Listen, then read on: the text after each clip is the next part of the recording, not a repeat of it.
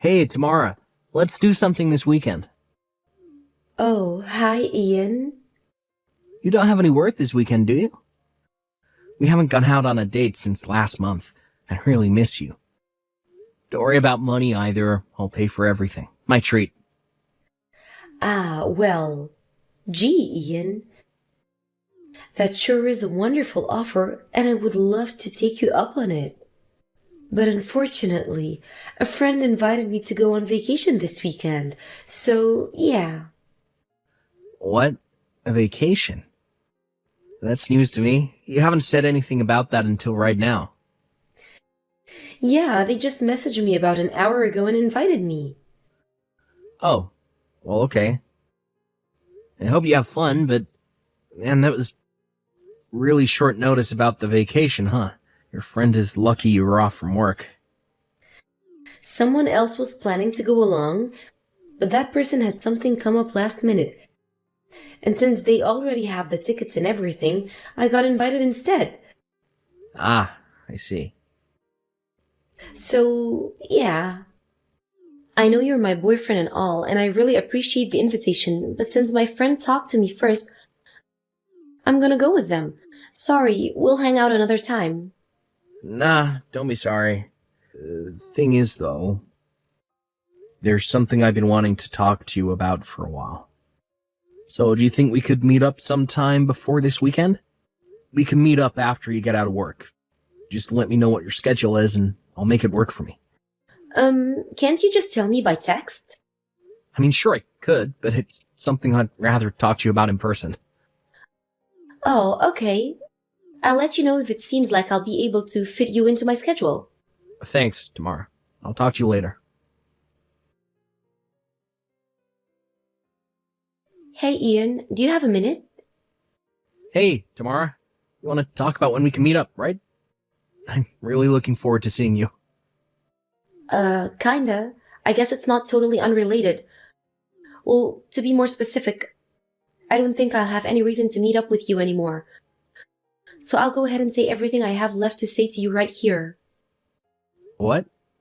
You almost sound like you're gonna break up with me. Well, the truth is, I'm pregnant with your brother's baby. What? My brother's baby? You mean my younger brother, Jordan? Well, duh. You don't have any brothers, do you? No, I guess I don't. Okay, then I'm not sure why you're so confused about it. Yeah, it's Jordan's baby. Are you out of your mind? Jordan's only 19. He's young enough to be your little brother. I mean, he is my little brother. I know, right? That's what makes it so awesome. Awesome. You mean awful? I mean, it's not like we were trying to get pregnant or anything, so that was kind of unplanned. But it just felt so good doing it with a young stud that I kept doing it over and over again. And, well, then I got pregnant. I would appreciate you holding back any unnecessary details about you sleeping with my little brother. Sorry, I just can't help myself. So yeah, like I was saying, even if I wasn't expecting to get pregnant, this means I get to marry your super hot younger brother. So I'm actually pretty happy about it. Jordan loves me, and that's all that matters. So I don't care about his age or his relationship with you. When did this happen? How did this happen? Our house is like a 3-hour drive from you. Are you kidding? You didn't know? Jordan enrolled in a college with a campus downtown. He's living on his own in an apartment just a little ways away from me. Wait, really? I never heard about that. Whoa, I guess Jordan and your parents weren't kidding. What? You've even met my parents? Yeah, isn't it great? You never once took me to your house or introduced me to your parents, did you? Yeah, and I've told you the reason for that a million times before now. My parents treated me like a red-headed stepchild. They gave Jordan everything he wanted and left me with nothing but scraps. You ever hear about hand-me-downs?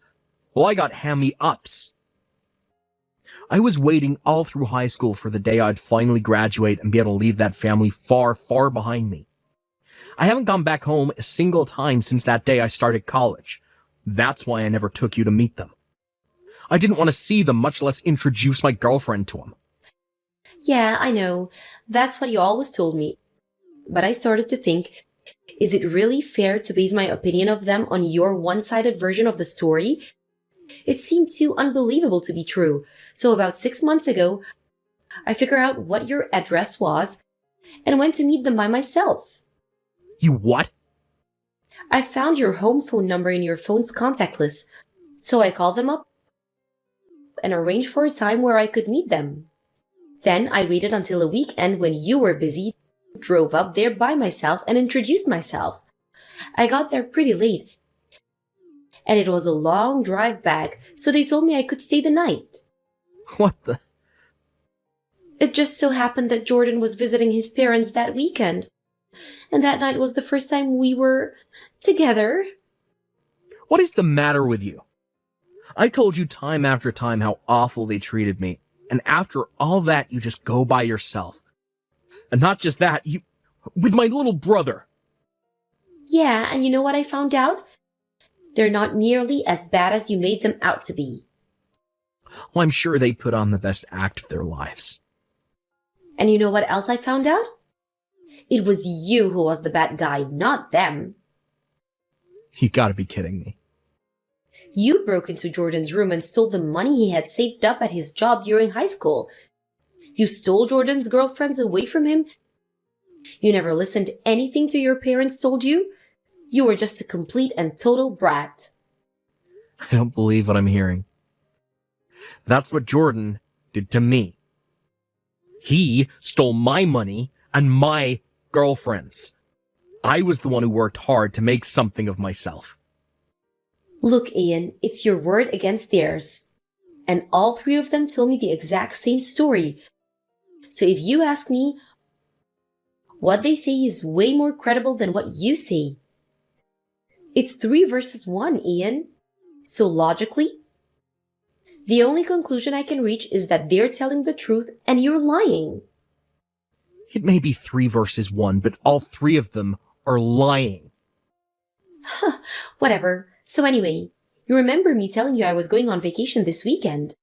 Well, the truth is that I was actually going to your parents' house with Jordan so we could announce our pregnancy to them. You're a real piece of work. And since now, Jordan and I are having a baby together, there's no point in us staying together. You would only get in the way. So this is goodbye, Ian. I see. If you're pregnant, then yeah, I guess you're right. Obviously I'm right. I'm so happy that I can finally be together with Jordan. If that's all you gotta say, then I guess we can end this right here. Goodbye, Tamara. So long, Ian.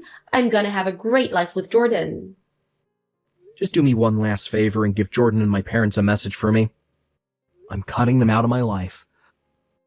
I don't ever want to see or hear from any of them ever again. Good grief, Ian.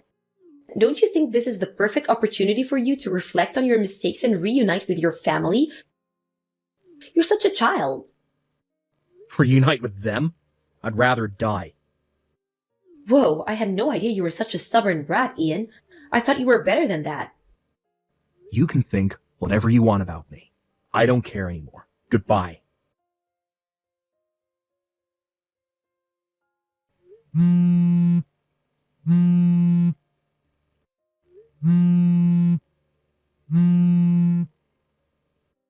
Ian, you've got to help me. Tamara, what the hell do you want? Don't talk to me like that. I'm in a major crisis over here. Not that I care. What's the problem? What do you mean was the problem? You, of all people, should know. Your mother is an absolute monster. She's treating me like a red-headed stepchild. Don't laugh at me. This is serious. You have to help me. Nah, I think I'll pass. I tried to warn you, but you ignored me and dove headfirst into that family. If you want help, why don't you ask your darling husband, Jordan? Jordan's not at home. He has college classes to attend, so he's still going to be back in the city. Really? We did get legally married without a ceremony, since I was pregnant and all. But I couldn't just force Jordan to drop out of college to take care of me. That wouldn't be fair to him. So I quit my job and moved into your family's house so that your mom could help me out with the baby after the birth. But she isn't just helping. It's more like kidnapping. She took the baby away from me and won't let me see him. Your dad stares at me a bunch of the time. It's super unnerving. Jordan's the only one who I could talk to about all of this.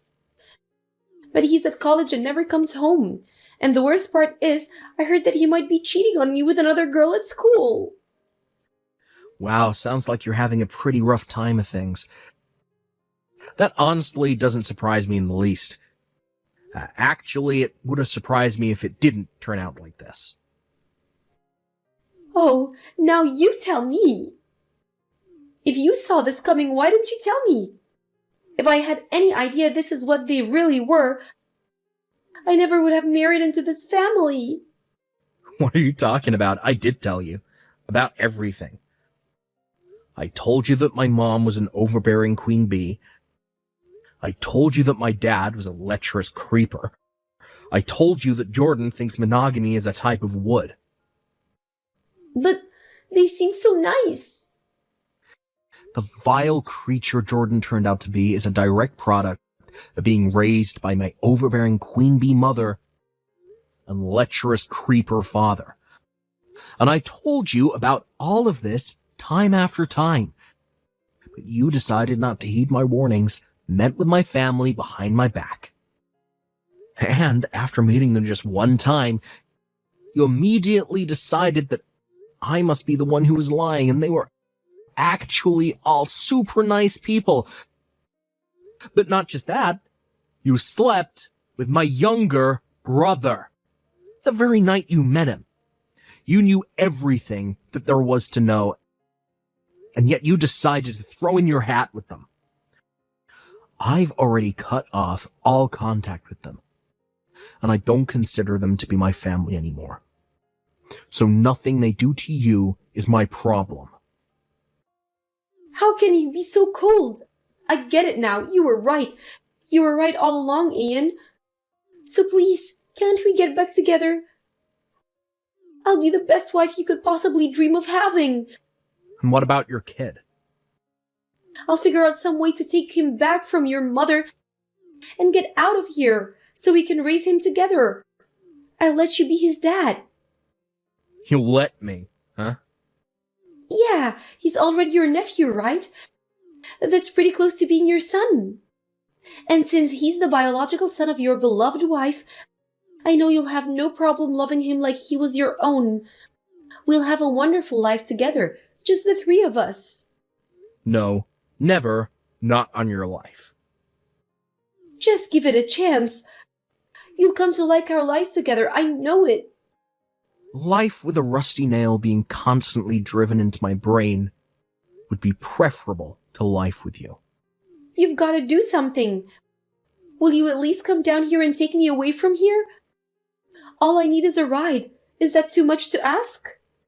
Yeah, it actually is. But why? Because I'm not in the country. You're not? Then where are you? Not in the country. I got transferred to an overseas branch for my company with a promise of a major promotion. And I'm looking at getting my permanent residency visa as soon as possible. That's wonderful for you. But why didn't you tell me about that? I was trying to tell you about it right before you broke up with me, so never even had the chance.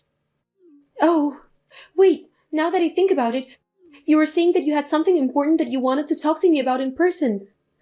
Was that it? Yep. My company was talking about the possibility of the transfer at the time, and I told them that before I gave them a definitive answer, I wanted to talk to my girlfriend, you. And that's why I wanted you to set aside some time to talk to me in person. But then I found out that you had betrayed me in the worst way imaginable, so I no longer needed your input. Whoa, so that's what's going on? If I had only talked with you openly back then, Maybe I'd be over there right now, standing by your side. You kidding me? The very second I found out you're pregnant with Jordan's child, I'd have kicked you to the curb in an instant. Really? Yeah, really. Well then, now that all of that's all been said, I think it should be perfectly clear why I will never help you. I wouldn't even help you if I was living across the street, much less across the globe. You're so cruel. Also, I'm going to get rid of this phone soon since I now have a plan with a local carrier over here. So there will no longer be any way for you to contact me ever again. Ian, please. So this is goodbye, Tamara. Forever. Ian, don't do this.